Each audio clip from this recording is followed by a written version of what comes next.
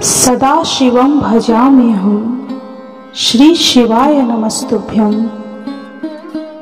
बंधुजनों, भक्तजनों, आप सभी का ब्रह्म मंदिर कन्या चैनल पर बहुत बहुत स्वागत है। सावन मास में शिव महापुराण की महिमा सुनना सभी तरह के पुण्य फल देने वाला है। आपके जीवन में जो भी बाधाएं हैं, जो भी समस्याएं हैं, उन सभी का समाधान इस शिव पुराण महात्म कथा सुनने से हो जाएगा। बंधुजनों, भक्तजनों, यदि आप इस कथा महात्म को ध्यान पूर्वक एकाग्रचित होकर सुनते हैं या शेयर करके किसी और को भी सुनाते हैं, आपके जीवन में सुख, शांति और समृद्धि होगा। भगवान महाकाल, महाकालेश्वर शिव जी, महादेव आपकी सभी दुखों का, सभी समस्याओं का अंत करेंगे। तो भक्तजनों, बंधुजनों, चलिए शिव महापुराण की कथा शुरू करते हैं। आज हम शिव महापुराण के श्री रुद्र संहिता तृतीय खंड के 35वें अध्याय का श्रवण करेंगे। तो बोलिए ओम नमः शिवाय, ओम नमः शिवाय, ओम नमः शिवाय।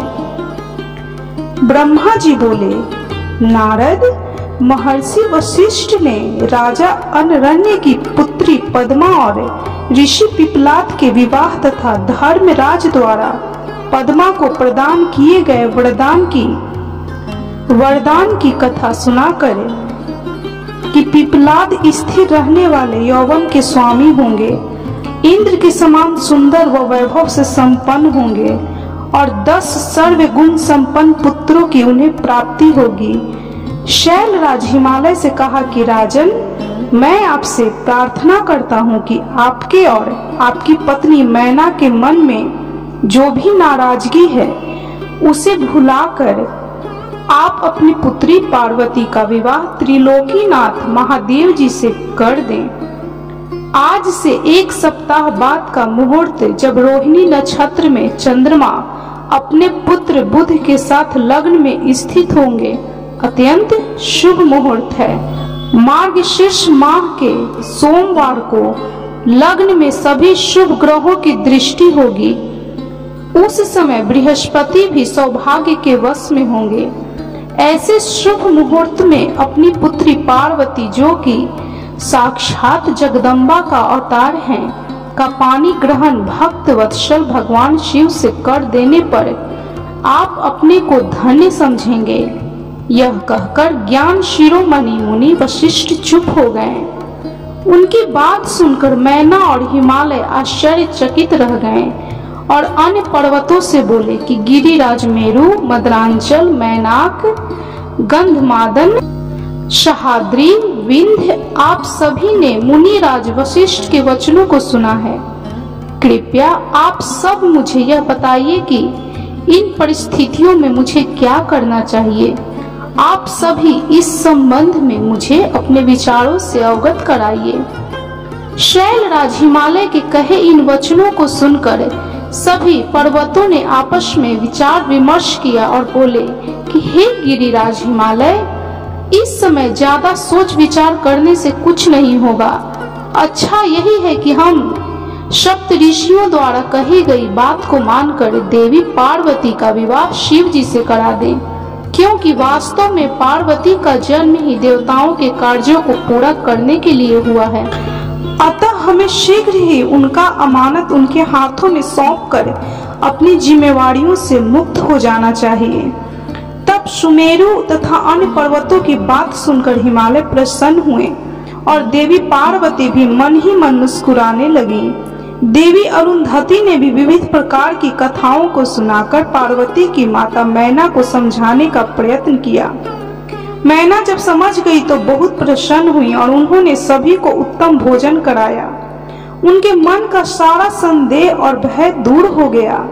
शैलराज हिमालय ने दोनों हाथ जोड़कर उन सप्त ऋषियों से कहा कि आपकी बातों को सुनकर मेरे मन का सारा शक दूर हो गया है। मैं भली भांति जान गया हूँ कि शिव जी ही ईश्वरों के भी ईश्वर अर्थात सर्वेश्वर हैं। वे इस जगत के कण कण में व्याप्त हैं। वे अतुलनीय हैं। इस संसार की हर वस्तु एवं हर प्राणी उन्हीं का है।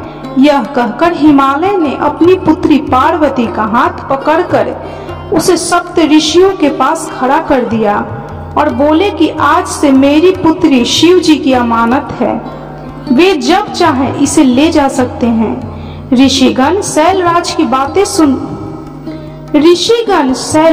बातें सुनकर बहुत प्रसन्न हुए और बोले, भगवान शिव जी आपकी पुत्री को स्वयं मांगकर आपको सौभाग्य प्रदान कर रहे हैं। यह कहकर वे ऋषिगण पार्वती को आशीर्वाद देने लगे और बोले कि देवी आपका कल्याण हो तथा आपके गुणों में निरंतर वृद्धि हो। आप शिव जी की अर्धांगिनी बनकर उनका जीवन खुशियों से भर दें। सप्त ऋषियों ने सुविचार करके 4 दिनों के बाद का शुभ मुहूर्त विवाह के लिए निकाला।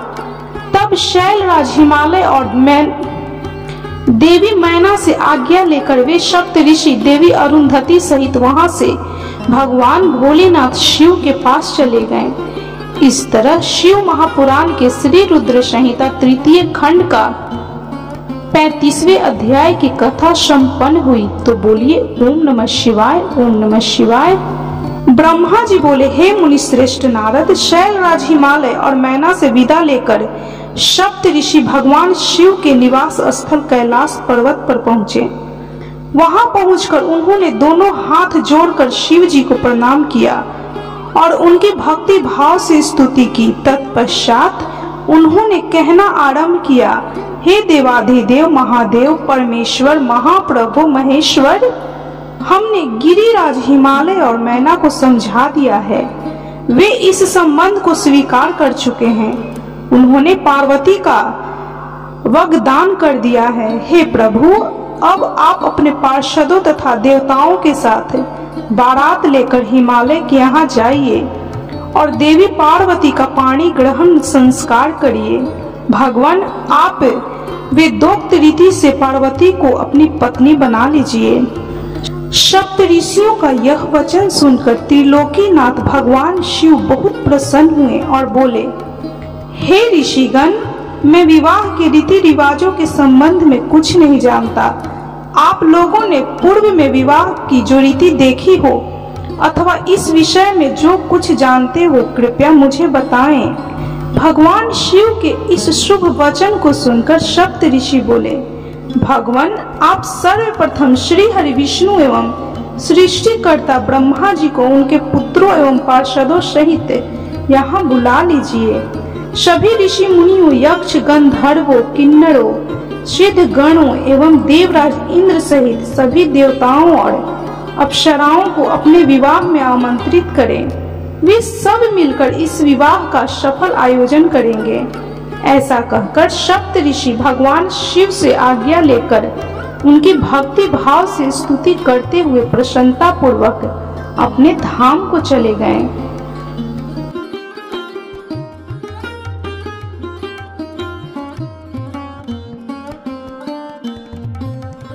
नारद जी ने पूछा कि हे तात महाप्राज्ञ, कृपा कर अब आप मुझे यह बताइए कि सप्त ऋषियों के वहां से चले जाने पर हिमालय ने क्या किया। ब्रह्मा जी बोले कि हे नारद, जब वे सप्त ऋषि हिमालय से विदा लेकर कैलाश पर्वत पर चले गए तो हिमालय ने अपने सगे संबंधियों एवं भाई बंधुओं को आमंत्रित किया। जब सभी वहां एकत्रित हो गए तब ऋषियों की आज्ञा के अनुसार हिमालय ने अपने राजपुरोहित श्री गर्ग जी से लग्न पत्रिका दिखवाई। उसका पूजन अनेकों सामग्रियों से करने के पश्चात उन्होंने लग्न पत्रिका भगवान शंकर के पास भिजवा दी। गिरिराज हिमालय के बहुत से नाते रिश्तेदारों लग्न पत्रिका को लेकर कैलाश पर्वत पर गए। वहां पहुंचकर उन्होंने त्रिलोकीनाथ भगवान शिव के मस्तक पर तिलक लगाया और उन्हें लग्न पत्रिका दे दी। शिव जी ने उनका खूब आदर सत्कार किया। तत्पश्चात वे सभी वापस लौट गए। शैलराज हिमालय ने देश के विभिन्न स्थानों पर रहने वाले अपने सभी भाई बंधुओं को इस शुभ अवसर पर निमंत्रित इस शुभ अवसर पर आमंत्रित किया। सबको निमंत्रण भेजने के पश्चात हिमालय ने अनेकों प्रकार के रत्नों, वस्त्रों और बहुमूल्य आभूषणों तथा विभिन्न प्रकार की बहुमूल्य देने योग्य वस्तुओं को संग्रहित किया। तत्पश्चात उन्होंने विभिन्न प्रकार की खाद्य सामग्री, चावल, आटा, गुड़, शक्कर, दूध, दही, घी, मक्खन, मिठाइयाँ तथा पकवान आदि एकत्र किए ताकि बारात का उत्तम रीति से आदर सत्कार किया जा सके। सभी खाद्य वस्तुओं को बनाने के लिए अनेकों हलवाई लगा दिए गए। चारों ओर उत्तम वातावरण था। शुभ मुहूर्त में गिरिराज हिमालय ने मांगलिक कार्यों का शुभ आरंभ किया। घर की स्त्रियां मंगल गीत गाने लगी। हर जगह उत्सव होने लगा। देवी पार्वती का संस्कार कराने के पश्चात वहां उपस्थित नारियों ने उनका श्रृंगार किया। विभिन्न प्रकार के सुंदर वस्त्रों एवं आभूषणों से विभूषित पार्वती देवी साक्षात जगदम्बा जान पड़ती थीं। उस समय अनेक मंगल उत्सव और अनुष्ठान होने लगे। अनेकों प्रकार के साज श्रृंगार से सुशोभित स्त्रियां इकट्ठी हो गईं। शैलराज हिमालय भी प्रसन्नता पूर्वक निमंत्रित बंधु बांधवों की प्रतीक्षा करने लगे और उनके पधारने पर उनका यथोचित आदर सत्कार करने लगे। लोकोचार रीतियां होने लगी। गिरिराज हिमालय द्वारा निमंत्रित सभी बंधु बांधव उनके निवास पर पधारने लगे।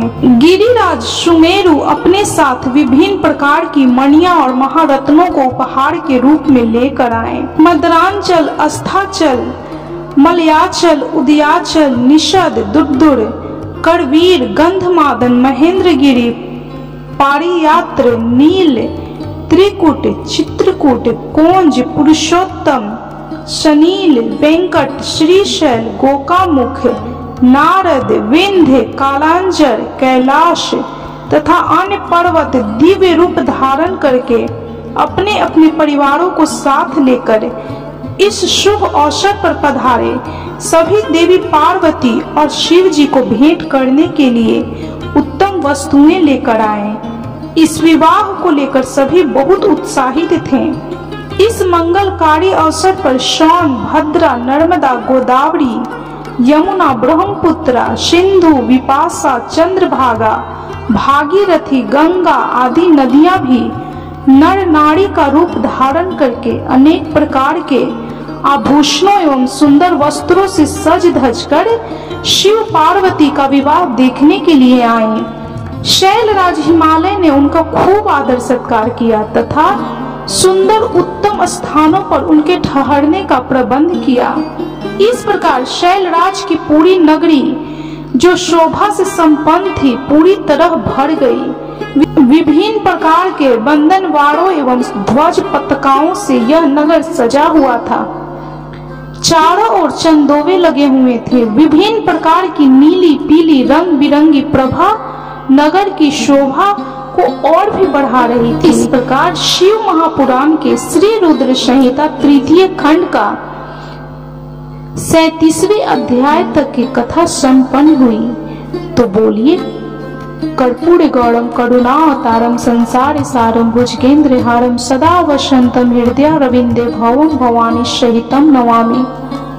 ओम नमः शिवाय, ओम नमः शिवाय, ओम नमः शिवाय। भक्तजनों, यदि आप चैनल पे नए हैं तो कृपया चैनल को सब्सक्राइब जरूर कर लें। आप भी इस शिव भक्ति की कथा अवश्य सुने। इस कथा को सुनने से आपके मन की जो भी मनोरथें होंगी भगवान पूर्ण करेंगे। आपके जीवन की सभी समस्याओं का भगवान शिव महाकालेश्वर समाधान करेंगे। तो बोलिए, कर्पूर गौरम करुणावतारम संसार सारम भुजगेंद्र हारम सदा वसंतम हृदय रविंदे भवम भवानी सहितम नमामि। ओम नमः शिवाय, ओम नमः शिवाय, ओम नमः शिवाय। भक्तजनों, बंधुजनों, यदि आपको शिव महापुराण की यह कथा अच्छी लगी हो तो कृपया वीडियो को लाइक, शेयर और सब्सक्राइब जरूर करें और कमेंट में हर हर महादेव, ओम नमः शिवाय, जय महाकाल जरूर लिखें।